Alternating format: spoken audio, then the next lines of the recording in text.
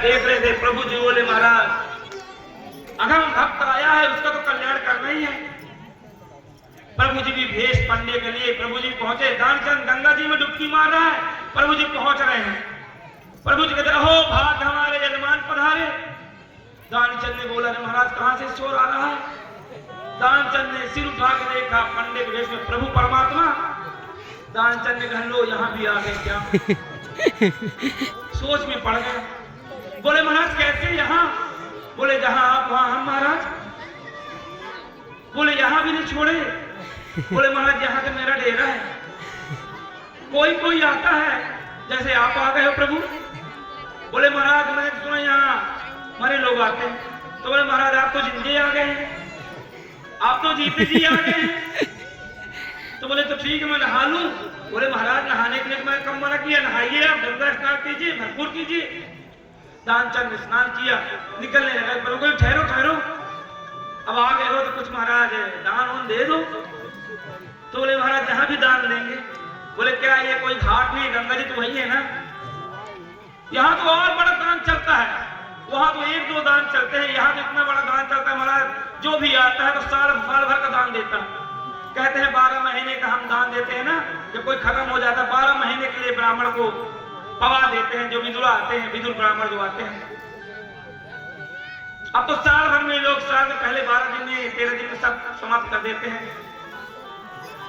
तो जो हम 12 अन्न 12 प्रकार के सब कुछ देते हैं, एक कटोरे से लेकर सोने तक के बिस्तर देते हैं, खाने से लेकर लगाने तक के साबुन देते हैं, ये साल भर का दान होते हैं।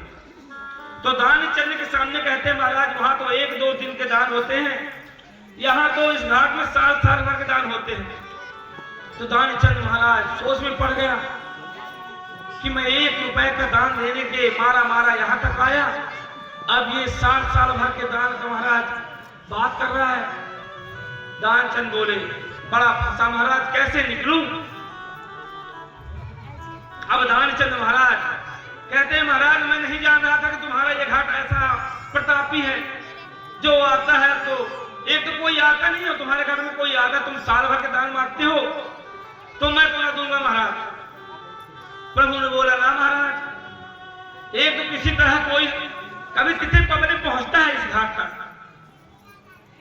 और वो भी आने के बाद तुम चले जाओगे तो महाराज ये तो गड़बड़ है, कुछ न कुछ तुम दान करो। तो दानचंद ने कहा महाराज क्या दान करें? तो बोले महाराज संकल्प लो, साल भर के दान के रूप में आपका भरण पोषण मैं करूंगा, अन्न प्रसाद पैसे रुपए जो भी हो आप साल भर को दो, कि मैं दूसरे साल भर के लिए न मांगू। दानचंद ने बोला क्या कहा? बोले साल भर का। बोले साल भर का? दानचंद सोच में पड़ गया कि अगर उन्हीं पंडाओं के यहाँ नहा लेता तो 1 रुपए 2 रुपए में दान में महाराज तृप्त हो जाता, अब इस साल भर में फंस गए, अब क्या करूं? दानचंद कहा महाराज मैं दानचंद में मेरा नाम दानचंद है, मैं साल भर का दान नहीं दे सकता, मैं इतना समर्थवान नहीं हूं। तो प्रभु बोले महाराज कुछ न कुछ तो करना पड़ेगा, चलो एक काम करो तुम साल भर का दो, 6 महीने का दे दो, 6 महीने दोगे ना? बोले महाराज 6 महीने का भी समर्थ नहीं है। प्रभु भी सोच में पड़ गए कि दानी भी आया, ऐसा आया महाराज कि 1 साल का दान जो करता 6 महीने बोला हम कर दो, तो वो भी नहीं कर रहा है। तो बोले तो एक काम करो महाराज तुम अपने मन से कर दो। दानचंद बोला ऐसा कौन सा दान दे दूं कि मेरा दान भी हो जाए, और ऐसा दान दूंगा कि महाराज कि मैं इसको दान दूंगा लेकिन मैं इसको कभी पवाऊंगा नहीं, कभी मैं देने नहीं आऊंगा, कभी मैं इसको दूंगा ही नहीं, ऐसा दान दूंगा। अब ऐसा दान क्या है महाराज? मानसिक दान है कि मन में विचार कर लिए हमारा दे दिया पालिए, तो महाराज भी कि महाराज क्या दे दिया क्या पालिए? बोले महाराज मन का दान। बोले मन का दान ये कौन सा दान होता है महाराज? अभी तक तो कोई मन का दान नहीं दिया। बोले महाराज जैसे मन के प्रेम से प्रभु को प्रसाद पवाया जाता है, वैसे मैंने मन से आपको दान दे दिया। दानचंद ने ऐसा कहा तो महाराज ने कह दिया महाराज वो दान बताओ तो। बोले महाराज दान बताया नहीं जाता, गुप्त रखा जाता है।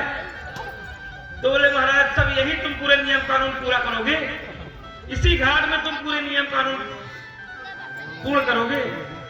दानचंद को साधु ने कहा बिना दान लिए तो मैं जाने नहीं दूंगा। दानचंद बोला महाराज मैं बिना दान दिए तो जाऊंगा ही जाऊंगा। दानचंद प्रतिज्ञा किया कि मैं दान न दूंगा। साधु कहता मैं दान लूंगा। महाराज साधु को लगा अभी दान देने वाला नहीं है, तो साधु महात्मा उसके कपड़े पे बैठ गए। साधु महात्मा कहते हैं कि मैं तुम्हारे वस्त्र न दूंगा जब तक तुम दान न दोगे। अब वस्त्र पे यार पड़ी महाराज। दान करने को कहते हैं महात्मा तुम इसी घाट से जाओ, उस घाट में जाओ जिस घाट में पंडा। जब तुम्हें 10 पंडा पकड़ेंगे तब तुम 10 पंडाओं को दान दोगे, तब समझ में आएगा। मैं तो एक हूं, वहां 10 है। दानचंद सोचा महाराज सत्य बात है, इसको देकर अभी निपट जाता हूँ। दानचंद बोला चलो महाराज देता हूँ दान, मैं दान दूंगा। मेरे पास गुड़ का काम है, मैं गुड़ की बहुत सेवा करता हूँ, मैं गुड़ बेचता हूँ, मैं गुड़ का दान देता हूँ। तो प्रभु को लगा महाराज साल भर का गुड़ देगा, शायद 2-3-4 बोरा दे देगा। महाराज दानचंद हाँ महाराज लो संकल्प करो। बोले महाराज गुड़ के दान का संकल्प कोई करता है? बोले महाराज करता तो नहीं है, पर तुम्हारे करते के करते पे मुझे विश्वास नहीं है, तुम कुशल दान करो। दानचंद भी महाराज प्रभु परमात्मा से दान लिया। बोला महाराज ठीक है बोलो मंत्र। प्रभु ने मंत्र बोला। बोला महाराज चलो दान कितना करोगे? बोले महाराज 1 भेड़े गुड़ का आधा वो भी उधार लो महाराज। प्रभु बोले क्या? बोले हाँ महाराज। बोले एक तो गुड़ का धंधा, मैं सोचा साल भर करोगे, तुम तो कह दो 1 भेड़े गुड़ का आधा वो भी उधार। ये कौन सा दान? उधार कोई दान होता है? बोले महाराज मेरे पास इतना सामर्थ्य है, 1 भेड़े गुड़ का आधा वो भी उधार, जब कभी आऊं तो दूं।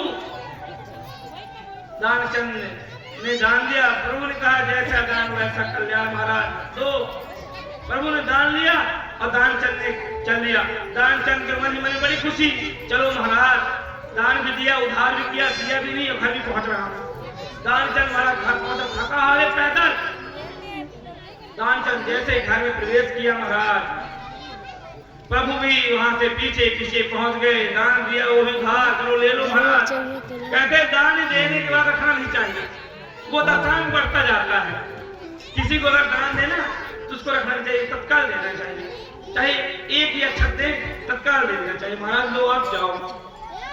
तो दानचंद जिस समय दान देकर चले, प्रभु कहे एक तो दानी मेरा आया, दान दिया वो भी उधार, अगर और दान बढ़ गया तो महाराज वो न देगा, बढ़े हुए दान को कौन देगा? तो प्रभु ने कहा क्यों इससे दान ले जाए। जैसे दानचंद अंदर गए महाराज, प्रभु बाहर आ गए। दानचंद थका हारा बैठा, प्रभु खट खट खट खट सकड़िया खटखटाए। जैसे को पैसे मिला था, पति को पत्नी भी वैसे मिल गई थी। दानचंद की पत्नी ने दरवाजा खोला, बोलो महाराज कैसे आना हुआ? बोलते हैं प्रभु ये भी कुछ पूछना हुआ महाराज? साधु संत है, महात्मा जी हैं, प्रभु की सेवक है। बोले वो तो सब सही है, पर आपको ये घर पता नहीं किसका है? बोले महाराज यही तो ढूंढते ढूंढते पहुंचा हूं। बोले महाराज दानचंद का है। बोले हाँ हाँ महाराज उनका नाम दानचंद, पर दान कभी नहीं करते, आप लगता है भूल गए हैं, आप किसी और के यहाँ जाए। बोले मैं भूला नहीं हूँ, आज वो गंगा स्नान करके आए हैं। बोले हाँ वो दान दिए क्या? क्या दान दिए हैं? बोले हाँ। बोले अरे महाराज भाग्य खुल गए, उन्होंने दान दे दिया। बोले भाग्य कब खुलेंगे? जब वो दान दिया होगा तब ना। दान दिया है वो भी आधे भेजे का, वो उधार दिया है, दिया नहीं है महाराज, अभी मैं पाने आया हूँ। बोले बैठे महाराज मैं बुला के लाती हूँ। गई महाराज अंदर। बोले हो? बोले क्या है? बोले वो महात्मा जी आए हैं। कौन महात्मा? बोले आपने जो दान दिया है। बोले क्या? बोले हाँ आ गया।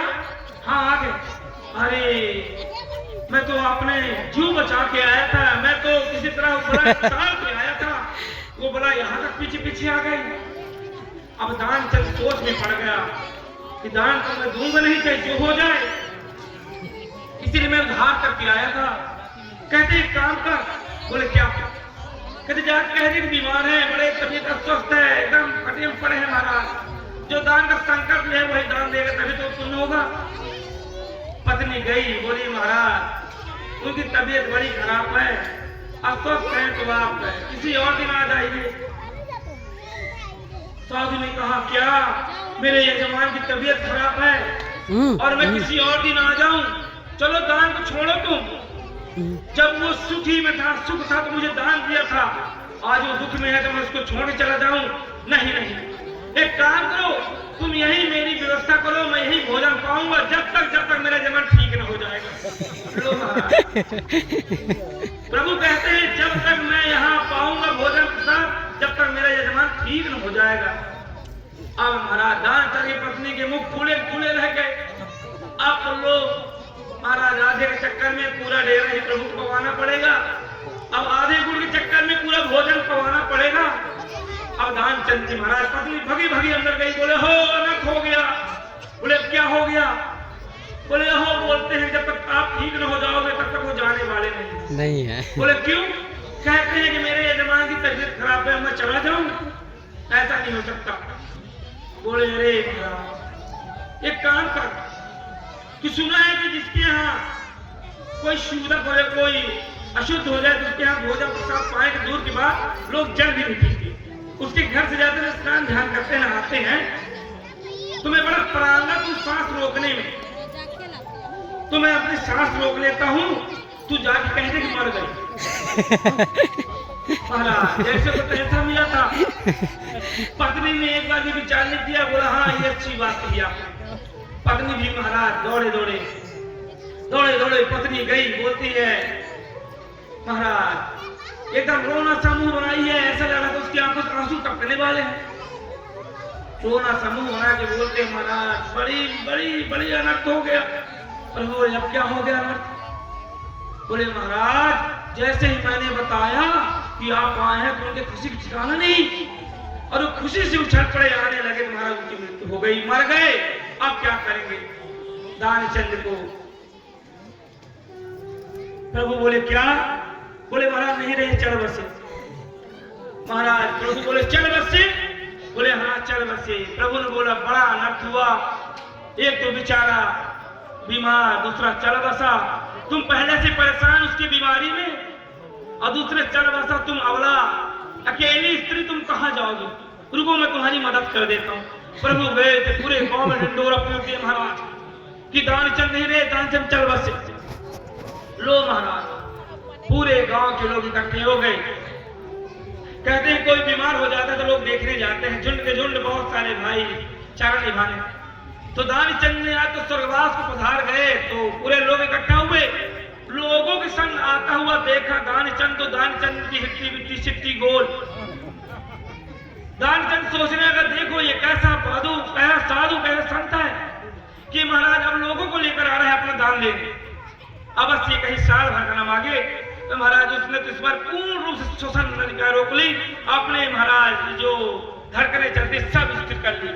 बोला महाराज अब तो अवश्य मैं ना खोलूंगा, नहीं जो हो जाए, चाहे जो हो जाए, कोई कितना भी मुझे बुलाएगा, कितना भी कहेगा, मैं अपने नेत्र नहीं खोलने वाला, मैं अपने सांसों को रोक लूंगा पर इसको दान नहीं देने वाला। आज महाराज जैसे ही लोग आए, लोगों ने देखा महाराज उसके नस सब लूटी है, धड़कन नहीं चल रही है। लोगों ने कहा महाराज अब तो ये मर गया, इसको बाहर निकालो। अब पत्नी सोच में है महाराज शायद बाहर निकल के चले जाए। इतने महाराज माताएं आई, गांव की स्त्रियां आ गई, वो बेचारी बैठी है, उसके समझ सब बैठ गई। अब हाय इसमें रोने लगी आपस में, उसके आंखों से भी आंसू नहीं चल रहा है। सब सोच में है महाराज पति खत्म हुआ है, ये कैसे? सब सोच रहे सदमे में हो, पति के जाने के बाद सदमे में बेचारी एकदम सिट्टी पिट्टी गोल है महाराज। आज दानचंद को बाहर निकाला, ठगनी बन रही है ले जाने के लिए, राम राम सत्य करने के लिए।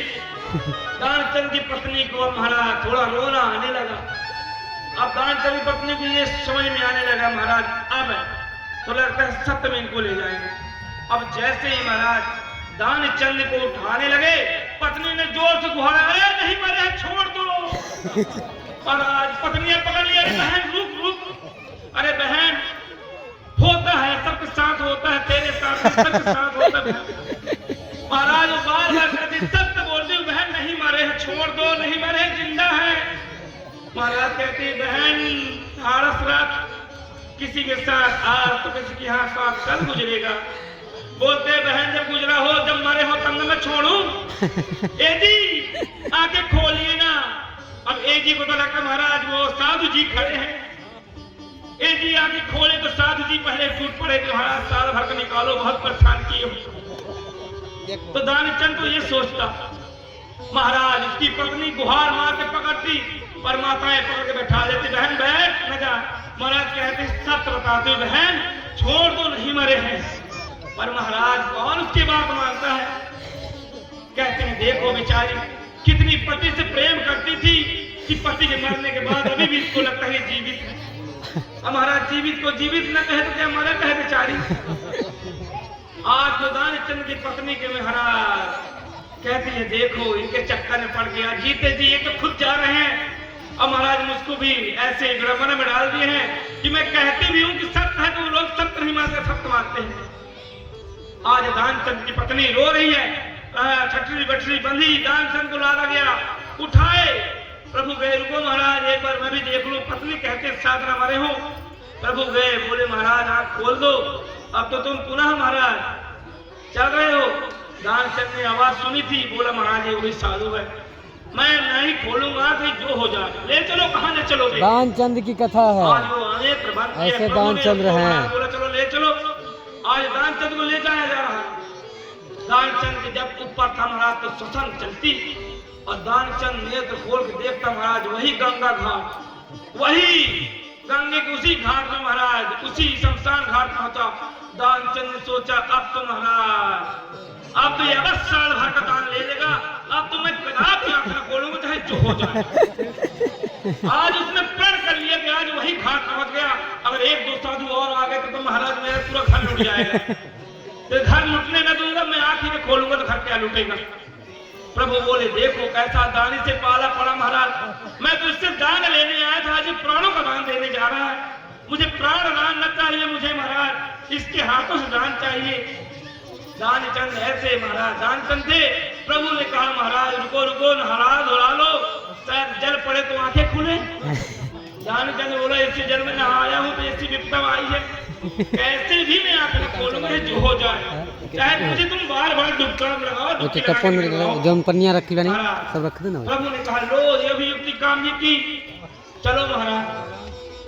अब वही लास्ट में जो होता है सुनाने वाला, बोले महाराज सर पट्ट कर दो, पट्ट में शायद इसकी नेत्र पट्ट में खुले। दानचंद बोला महाराज झुका के तो लिए थे दान, ऐसे तो बोले थे प्रभु के श्री चरणों का ध्यान करो दान दो, तो